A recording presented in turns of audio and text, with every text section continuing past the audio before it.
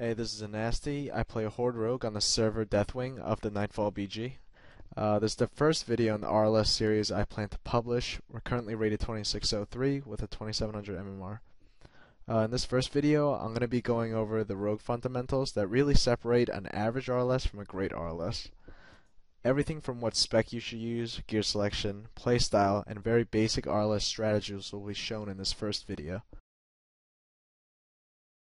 The setup mainly revolves around using Wanna's Lucky Necklace, the Ashen Band of Endless Vengeance, which is the Exalted Ashen Verdict Ring, and Titanium Weapon Enchantment to get the hit that I need.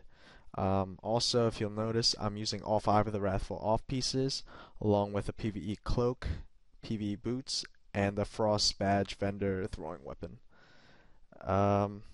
Overall, the setup nets me around 51-58 attack power, 165 hit, 46.7% crit, and the best part is you have 1,114 resilience, which is, a pretty high amount of resilience for the amount of offensive capability that you have. Also, it's important to note that I actually have 4 20 attack power, 10 hit rating gems that give me the 40 attack power, 40 hit rating I need to get to 165 hit.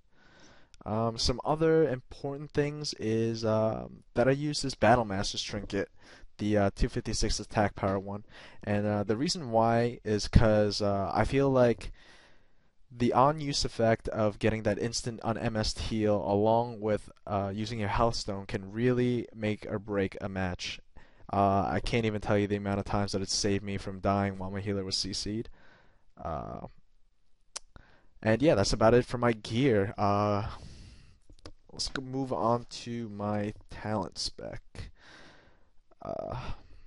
Currently running 44-225, which is a pretty standard setup. Things that might be a little different, say in the assassination tree, is me putting in 3 of 3 and improved eviscerate instead of 3 of 5 in lethality. The reason behind that is because sometimes you just won't get a deadly poison proc to save your life. Whether it be because Mage Armor resists or Sacred Cleansing is preventing you from getting it up, you're going to need to eviscerate. Like, whether you want to or don't want to, you'll just need to, depending on the situation. And even though the main damage finisher is Envenom, Eviscerate is still pretty good damage on cloth and leather, so it's not all that bad. I'm going to just skip the combat tree for now. We'll move on to the subtlety tree. Everything is pretty much the same. About in the middle of the tree, you'll see that I spec into Initiative. There are other rogues that put it in Serrated Blades or Setup, but the reason behind that is because when you vanish mid-fight or you're switching to a swap target or garroting after stun lock, it gives you the extra column point to keep your DPS rotation smooth, and that's really important. Also, it guarantees that when you open with a Chief Shot, even if your Mutilate doesn't crit, you still get a full kidney with 5 column points. Let's see, down here, this is the only thing that some rogues either invest points into or don't, which is Heightened Senses.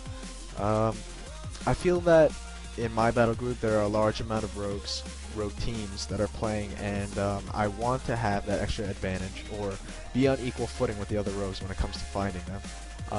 If the MMR that you're at, you're not seeing a lot of rogue teams, or there just aren't that many rogue teams in your battle group, then definitely don't even bother putting points into it. I would just put the extra 2 floating points in Duelist Specialization, so you have 4 of 5 instead of 2 of 5.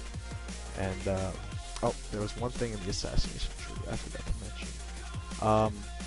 Sorry about that.